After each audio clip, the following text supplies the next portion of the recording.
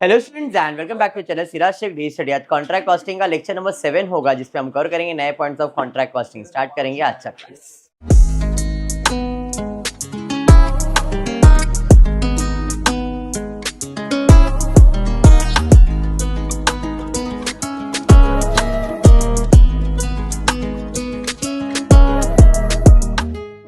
Previous class में मैंने आपको बताया था सम नंबर 17 तो हमने नहीं किया है। आज का टारगेट है सम नंबर 17 कंप्लीट करेंगे हम लोग, और अगर कोई दूसरा सम रहेगा तो वो भी करेंगे। सम नंबर 17 अलग क्या था, सिर्फ थोड़ा सा एक एक्सप्लेनेशन पार्ट है जो अलग है डेप्रिसिएशन का। डेट एंड जो कॉम्बिनेशन बनने वाला, बस ये चीज के लिए सम अलग है और कुछ भी नहीं है। कल भी हमने एक्चुअल और एस्टिमेटेड वाला किया था, बट उधर और इधर फर्क क्या है जरा ध्यान देना। कल जो सम किया था या उसके पहले के लेक्चर में जो सम किया था वो कैसा था, एग्जाम्पल दे रहा हूं। 1 अप्रैल 2023 को कॉन्ट्रैक्ट चालू होता है। एग्जाम्पल के लिए 1 अप्रैल 2023 को कॉन्ट्रैक्ट चालू होता है और खत्म हो रहा है 31 दिसंबर 2024 को। जरा ध्यान देना, एग्जाम्पल जो दे रहा हूं, 1 अप्रैल को चालू हो रहा है और 31 दिसंबर 2024 को खत्म हो रहा है। बट अप्रैल से मार्च तो एक साल खत्म हो जाएगा 2024, तो इधर 12 महीने का कॉन्ट्रैक्ट हुआ। फिर यहाँ पे अप्रैल 2024 से लेके दिसंबर तक 24 तक काउंट करना है, तो ये 9 मंथ्स हुआ। इन शॉर्ट टोटल कितने मंथ्स का कॉन्ट्रैक्ट हुआ? ऐसा ही था, हाँ। और हिसाब भी ऐसे ही फॉर्मेट में दिया जाता था, इधर से इधर तक का हिसाब, इधर से इधर, ऐसा सम था पिछला। बट ये 17 ऐसा नहीं है। इसके अंदर क्या हो गया कि भाई बोला है कॉन्ट्रैक्ट इधर चालू हुआ और इधर खत्म हुआ, बराबर है, और खर्चा इतने टाइम के लिए भी दिया है और खर्चा इतने टाइम के लिए भी दिया है। फर्क क्या समझ में आया कि भाई पहले खर्चा क्या बाइफरकेटेड था, अब कुछ खर्चा इधर का और इधर का साथ में आ गया है। इधर का खर्चा तो है, बट इस खर्चे में इधर का भी खर्चा है और इस खर्चे में इधर का भी खर्चा, तो वो चीज को खाली समझना है इस सम के अंदर। लॉजिक क्या है, समझ में आएगा? पहले क्या हो रहा था, तो पहले जब तुम्हारा था तो इट वाज डिफरेंट। हमको क्लियर इंस्ट्रक्शन था, भाई इधर का खर्चा मालूम है, इधर का खर्चा मालूम है, हम डायरेक्टली लिख रहे थे। बट अब जो सम सॉल्व करने वाले उसके अंदर कैसा हुआ, इधर से इधर का खर्चा भी मालूम है, इधर से इधर का भी खर्चा, बट वो खर्चा यहीं कहीं से बीच में से चालू हुआ, यहां से लेके इस तक पीरियड का टाइम दिया हुआ। तो अपने को पर्टिकुलरली समझना पड़ेगा कि वो जो एक्सपेंसेस है वो कितने मंथ्स के लिए और इधर कितने मंथ्स के लिए रिकॉर्ड करना है। बस ये चीज का समझ अगर आ गया तो ये सम हो जाएगा, ठीक है। हाँ, बाकी नॉर्मल सा ही समय, कुछ हार्ड एंड फास्ट नहीं है। कॉन्ट्रैक्ट कॉस्टिंग बना दिया है, मेमोरेंडम बना है, डेट पे फोकस करते हैं पहले। Rex Limited commenced the contract on 1st of July 2013. The total contract price was 5 lakh, but Rex Limited accepted the same for 4,50,000. Genuine आदमी है, 5 लाख का कॉन्ट्रैक्ट था, मतलब नहीं भाई मेरे को 4.5 लाख ही चाहिए, सीधा साधा बोला वाला। Total contract price was 5 lakh, but Rex बोला नहीं नहीं भाई मेरे को 4.5 लाख दो, ज्यादा नहीं है।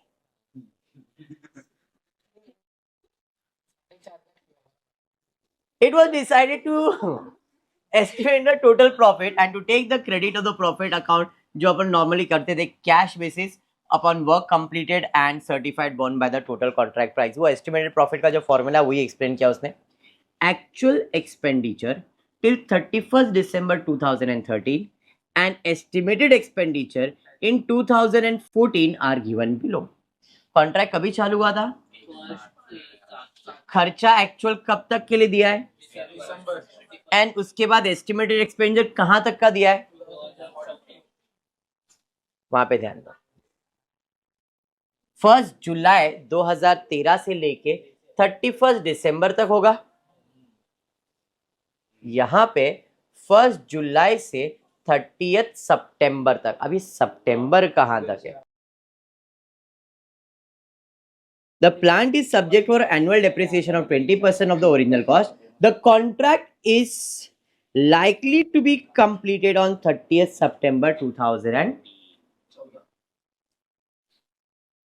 ईयर एंड कहीं पे भी दिखा नहीं मुझे, कहीं पे दिखा गया? अगर दिसंबर ईयर एंड है तो जनवरी से ये कॉन्ट्रैक्ट चालू होना चाहिए था, और अगर मार्च है तो जुलाई से लेके मार्च तक एक साल रहेगा, मतलब जुलाई से मार्च तक एक अकाउंटिंग ईयर रहेगा, और फिर अप्रैल से नया सितंबर तक जाएगा। बट यहाँ पे अगर आप मेमोरेंडम का अकाउंट देखो तो मैंने इधर डेट लिखा है 1 जुलाई 2013 से लेके 30 सितंबर, तो कितने मंथ्स होते हैं पहले वो काउंट कर लेते हैं।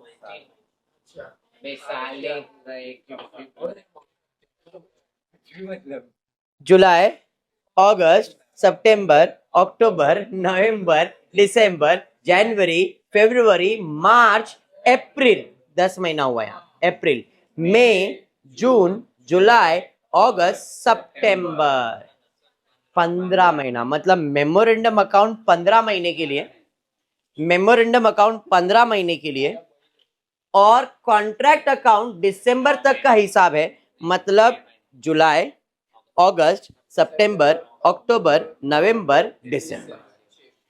कॉन्ट्रैक्ट 6 मंथ्स के लिए, बट यहाँ पे मेमोरेंडम जो बना है वो मैंने 15 महीने के लिए बनाया। सर क्यों बनाया, ऐसा क्यों कर रहे? आप 1 जनवरी से सितंबर तक ले लो ना, खर्चा वैसा नहीं दिया है, बस वो चीज के लिए मैंने ऐसा बना। पिछला जो भी सम था ना उधर देखना डेट दिया हुआ था, पिछला जितनी भी सम अब तक हमने एस्टिमेट उधर डेट स्पेसिफाई था।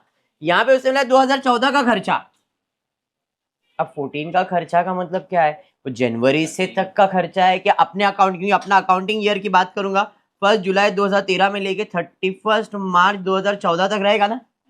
तो ये अगर मैं देखता हूं तो इधर अपने को और 6 + 3 मंथ्स 9 मंथ्स का दिखाना पड़ेगा, एंड देन रिमेनिंग मंथ्स के लिए दिखाना पड़ेगा। तो इस मंथ का कितना ये सब अपने को मालूम नहीं है, इसलिए एस्टिमेटेड एक्सपेंसेस के अंदर हमने टोटल खर्चा लिखा है। टोटल मतलब 15 महीने का खर्चा। अभी समझ में आया? ये चीज स्टार्ट में मैंने आपको एक्सप्लेन किया था। ओके है, चलिए स्टार्ट करते। हाँ अभी तक चालू नहीं था। सबसे पहला मटेरियल, WIP तो आपको मालूम ही है, मटेरियल साइड, इधर कॉन्ट्रैक्ट प्राइस लिखते हो। चलिए मटेरियल, डायरेक्ट मटेरियल पहला कितना है, एक्चुअल, पहले एक्चुअली लिख रहा हूं, फिर लेबर कितना है 55, प्लांट परचेज ओरिजिनल कॉस्ट लिखते नहीं, मिसलेनियस एक्सपेंसेस प्लांट रिटर्न लिखते नहीं है, मटेरियल एट साइड मतलब एट द एंड हो गया, material at side 5000, work certified 2 lakh, uncertified 7500, बाकी कुछ भी लिखने वाले नहीं है। डेप्रिसिएशन बोला है टू बी कैलकुलेटेड 20% ऑन, और कुछ भी नहीं है, मतलब सब जितना था छोटा सा कॉन्ट्रैक्ट हमने लिख दिया। अब जरा ध्यान दो, डेप्रिसिएशन, जब मैंने कॉन्ट्रैक्ट चालू किया था तो मैंने एक मशीन खरीदा था, कितने का, बराबर है, जब मैंने कॉन्ट्रैक्ट चालू किया तो मशीन कितने का लिया था, ये दिसंबर तक का हिसाब है, इसका मतलब दिसंबर को मैंने ये मशीन ट्रांसफर कर दिया, रिटर्न कर दिया। ये क्या ओरिजिनल कॉस्ट ही है इसका भी, मतलब 40,000 का पहले एक ही प्लांट लग रहा था मुझे, बट अब समझ में आया कि 40,000 का एक नहीं है, एक है जिसका कीमत है 10,000 और एक है उसका कीमत है 30,000। बट इसे जुलाई से लेकर दिसंबर तक तो दोनों को यूज किया है, मतलब दोनों पे कितनी मंथ्स का डेप्रिसिएशन आएगा, 6 मंथ्स का ही आएगा ना, हाँ या नहीं, एग्री करते हो? 10% इसका आएगा 1000, 10% ये 20% आएगा 2000, और 6 मंथ्स के लिए 1000, आधा ना सीधा हिसाब, 6000 का आधा 3000, तो टोटल डेप्रिसिएशन कितना दिखाने का है, तो टोटल डेप्रिसिएशन में दिखा देता हूँ, शायद वर्किंग बनाए, क्या बात है वर्किंग बनाया हुआ है। तो टोटल डेप्रिसिएशन हमने यहाँ पे दिखा दिया है, ये कुछ नया नहीं, वो एक्स्ट्रा एडिशन है, वो इधर आ जाएंगे। डेप्रिसिएशन 4000, आने वाली चीजों का भी कर दिया उसने, 4000 हो गया, और कुछ समझा, और कुछ दिया है क्या क्वेश्चन में, सिंपल था यहाँ तक, पक्का ना, फिर कल भी करवा देते हो जाता, नहीं सब है यहाँ तक क्लियर। अब टोटल करते, टोटल किया 2,12,000, 2,12,000 नोशनल प्रॉफिट आया 58 नोशनल प्रॉफिट यहाँ पे। सर नहीं डाला आपने? नहीं डाला मैंने, ये तो ट्विस्ट पढ़ाने का था आप लोगों को। अब तक क्या हो रहा था, जो भी नोशनल प्रॉफिट इधर से इधर भी लिखते थे आप, मैंने इसमें नहीं लिखा क्योंकि यहाँ पे जो हिसाब किताब है वो अलग अलग नहीं है, कंबाइन है। तो ऐसे सिचुएशन में नोशनल प्रॉफिट इधर तो लिखा है बट इधर नहीं लिखोगे, यहाँ पे नहीं लिखना आपको। नॉर्मल केस में हमने नोशनल प्रॉफिट इधर ट्रांसफर किया, पिछले 2 लेक्चर में हमने वही किया था, बट यहाँ पे मैंने पूरे साल का, इन शॉर्ट 15 महीने का हिसाब किया है, और ये जो नोशनल प्रॉफिट है वो सिर्फ 6 मंथ्स का है।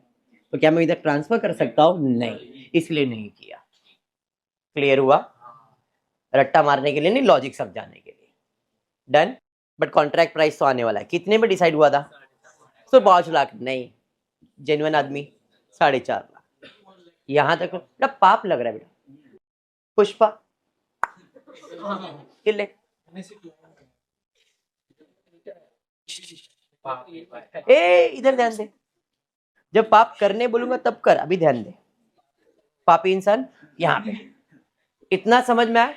अब जरा डिफरेंस देखो। नॉर्मली अपन क्या करते थे, सर ये लिखते थे, ये लिखते थे, ये लिखते थे, ये लिखते थे, ये लिखते थे ना। अब मेमोरेंडम में दोनों को ऐड करेंगे और लिखेंगे, क्योंकि हमने नोशनल प्रॉफिट लिखा नहीं है। तो ऐसे सिचुएशन में मटेरियल का खर्चा 75,000 प्लस 1,30,000, क्योंकि पूरा है ना हिसाब।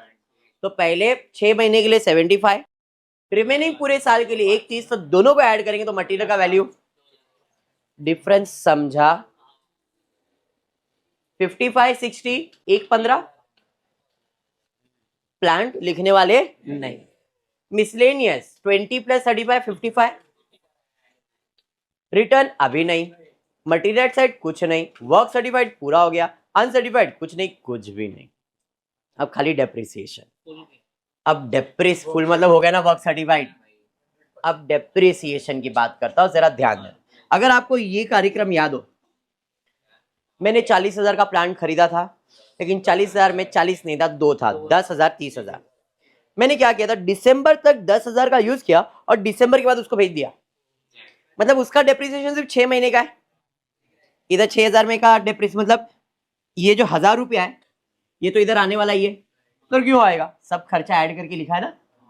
तो इसका 10,000 के ऊपर कितना डेप्रिसिएशन दिया था पहले? 1,000, तो वो 1,000 तो देना ही है। तो 30,000 का 3,000 दे दो, मतलब सब्र करो। यहाँ पे 10,000 का प्लांट रिटर्न करने के बाद मेरे पास जो प्लांट बचा था वो कितने का बचा था? 30,000 का। लेकिन उसने बोला प्लांट रिटर्न किया है कितने का?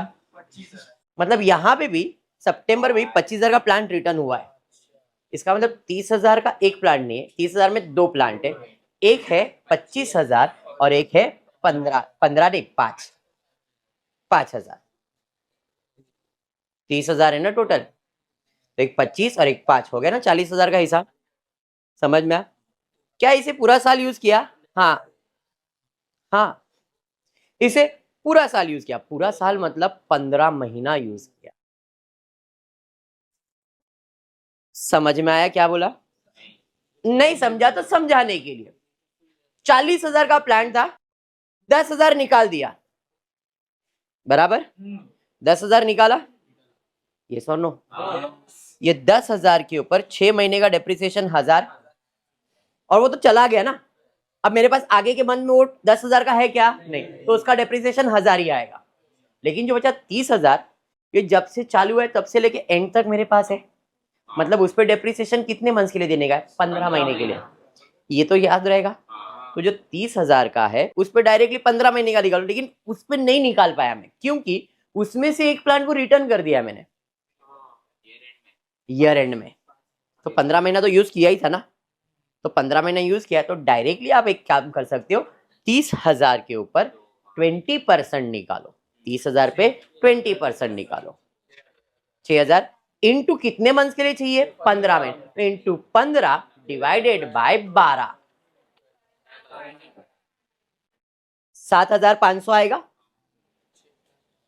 प्लस 1,000 रुपया पहले का। अभी समझ में आया? ऐसा करो, मेरे को प्रॉब्लम नहीं है। कहां बेचा? अरे 30,000 का था, उसमें से 25 को ट्रांसफर किया, कभी ट्रांसफर किया ईयर के एंड में, बट यूज तो किया ना। Oh wow, no no, you are admiring something. मैं आपके लिए प्रैक्टिकल करना चाहूंगा, ठीक है? लाओ कैलकुलेटर दे दो, कैलकुलेटर और एक कैलकुलेटर, तुम गरीब लोग। ओह वाओ,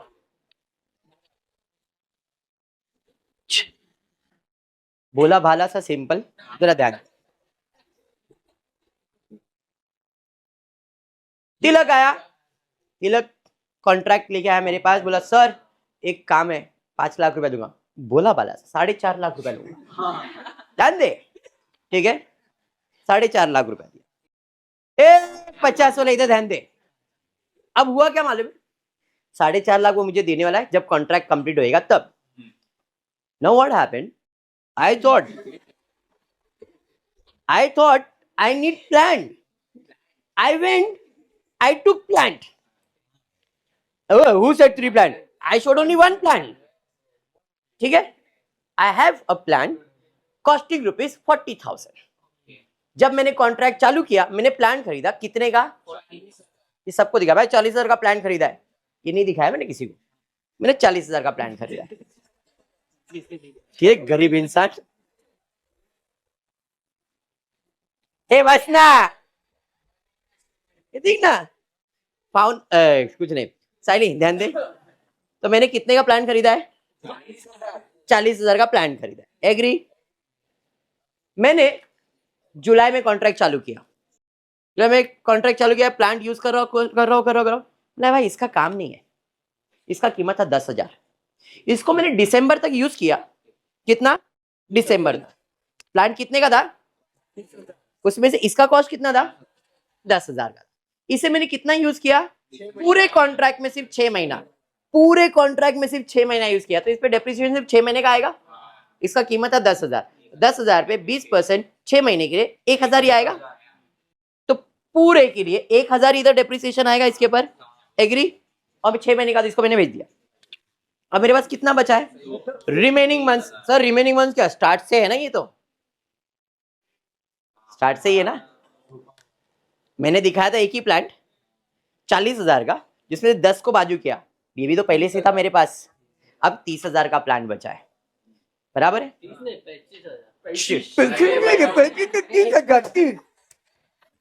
30,000 बचा बंगाली।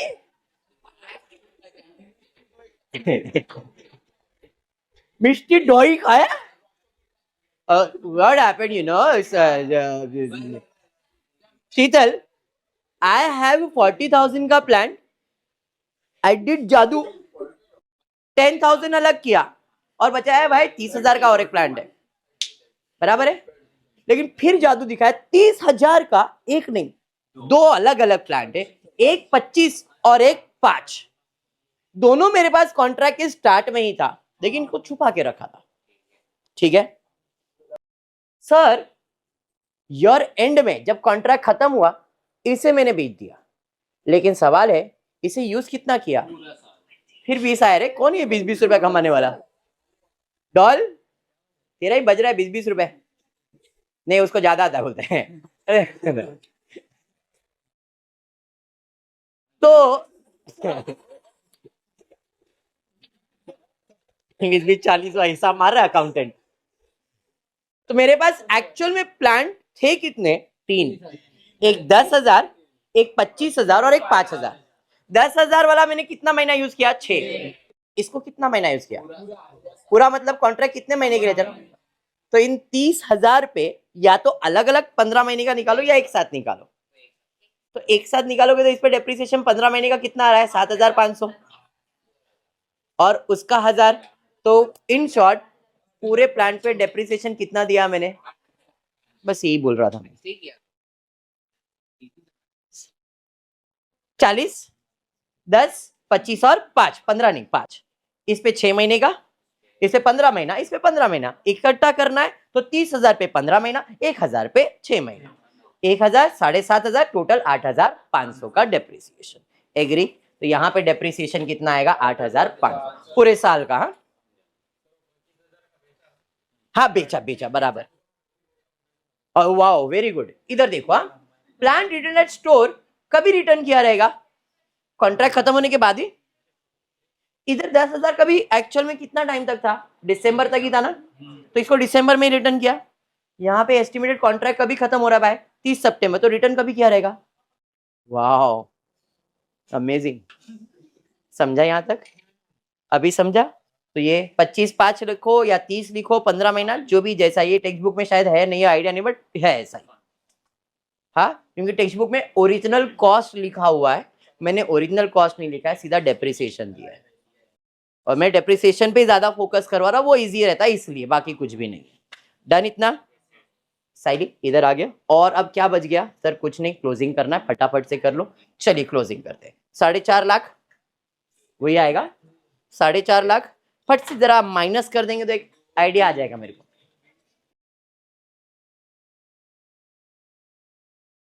ओ businessman doll, estimated profit.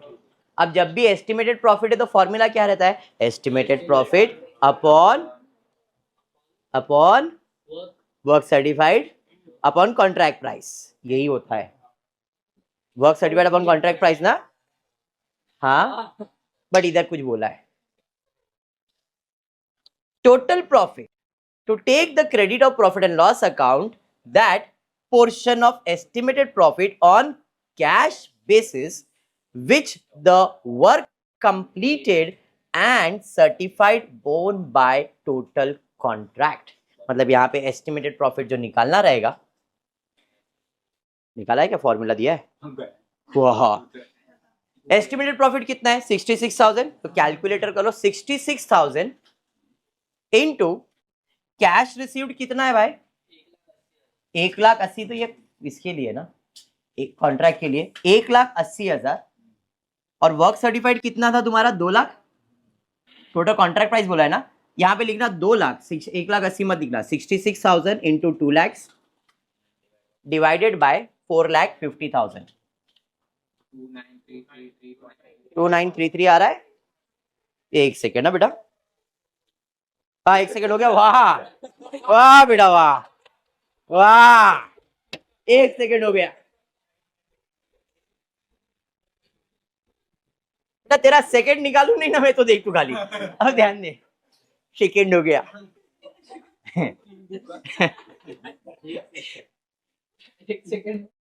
Estimated profit into cash received upon work certified करना। यहाँ पे फॉर्मूला लिखना, estimated profit into cash received upon work certified. Estimated profit 66,000, cash received कितना था? 1,80,000, और वर्क सर्टिफाइड कितना था? 2 लाख। करो कितना आ रहा है? कितना आ रहा है? 59,000, जबकि आपका प्रॉफिट 58,500 ही है ना। कैलकुलेशन में मिस्टेक है फिर, हाँ तुम्हारे, यही कैलकुलेशन में मिस्टेक है, बराबर इसमें मिस्टेक हुआ है। ये हो गया तुम्हारा 59,400, इतना समझा? अब क्वेश्चन में जरा ध्यान दे, यहां तक तो मैंने कर दिया भाई। Cash received upon work certified 59,400, but मेरा नोशनल प्रॉफिट तो 58,500 ही है, तो बाइफरकेट कैसे करेंगे? तो 59,400 जो आपको आया है, 59,400 जो आपको आया, आप फर्स्ट लेक्चर चेक करना, या आपके पास टेक्स्ट बुक रहेगा ना तो उसमें फर्स्ट पेज ओपन करना, जिसपे मैंने आपको फॉर्मूला लिख के दिया था, वो वाला पेज इसमें है, टेक्स्ट बुक में है बेटा। अगर आप लोग के पास है तो अच्छी बात है, मैंने पहले लेक्चर में लिख के दिया है, वो पेज ओपन करो। ये पेज नंबर है 94, पेज नंबर 94 मिला। इसमें डी वाला पॉइंट पढ़ो, डी वाला, estimated profit is equals to cost of work done upon total estimated cost into cash received upon work certified. ये पॉइंट दिखा आपको? अगर अब आपका भी ये जो रेक्स वाला सम देखोगे ना, तो इसमें भी कुछ ऐसा ही है, इसलिए 26,000 रुपया आया और अपने को नहीं आया। मैं कर लेता, लेकिन अभी तुम लोग के सामने ही कर रहा हूं। Estimated profit into cash received upon work certified into work certified upon contract price. अब इस केस में सिंपल है, वर्क और वर्क कैंसिल कर दो।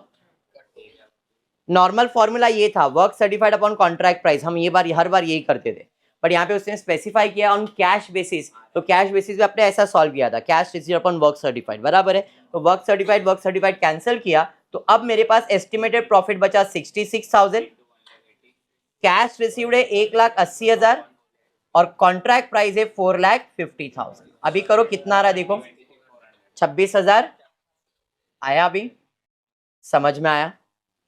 पक्का? तो इस केस में 58,500 में से हमारा प्रॉफिट एंड लॉस में जाएगा 26,400। क्लियर हुआ? अब ये जाने के बाद जो बच गया वो तुम्हारा किधर जाएगा, WIP रिजर्व्स के अंदर। तो 58,500 टोटल लिया, रिजर्व्स में डाल दिया 32,100। सम क्लियर हुआ? पक्का? और इधर क्यों ट्रांसफर होएगा, ये तो एस्टिमेटेड प्रॉफिट आ गया ना, इसका काम इतना ही रहता है। समझ में आया क्या? पक्का समझा है? 100%। और सम्स है, बट मेरे को आज यही सम करवाने का था, इसलिए ज्यादा लोड नहीं दे रहा हूं। पक्का? क्या समझाया हूं? ये 40,000 का जो डेप्रिसिएशन समझना था, ये 15 महीने के लिए निकाला है, जिसमें सिर्फ ये 6 मंथ्स और रिमेनिंग जो है 25 और 5 ये 15 महीने के लिए, जिसका टोटल आएगा 7,500 और इसका 1000 मिला के 8,500। यहां पे जो हमने कैलकुलेशन किया है ये 6 महीने के लिए और ये भी 6 महीने के लिए, क्योंकि वो 6 मंथ्स का ही कैलकुलेशन। अंडरस्टूड? पक्का? देखो सम है अलग नहीं, छोटा सा सम है, बट ये ट्विस्ट की वजह से सम कॉम्प्लिकेटेड हो गया था। आई होप यहां तक क्लियर है। नेक्स्ट लेक्चर में इसके आगे और भी सम्स है, एस्टिमेटेड डबल कॉन्ट्रैक्ट वाला कॉन्ट्रैक्ट है, और ये बहुत सिंपल है, ये बेसिक सम है, खाली इतना ही, ये डबल कॉन्ट्रैक्ट आ गया, एक कॉन्ट्रैक्ट ए है कॉन्ट्रैक्ट बी है, तो अपने को दोनों कॉन्ट्रैक्ट एक साथ सॉल्व करने का। नेक्स्ट लेक्चर में लूंगा, अभी नहीं लेता हूं, ठीक है? नेक्स्ट क्लास में डबल कॉन्ट्रैक्ट लूंगा और इसके बाद कॉन्ट्रैक्ट कॉस्टिंग तुम्हारा खत्म हो जाएगा।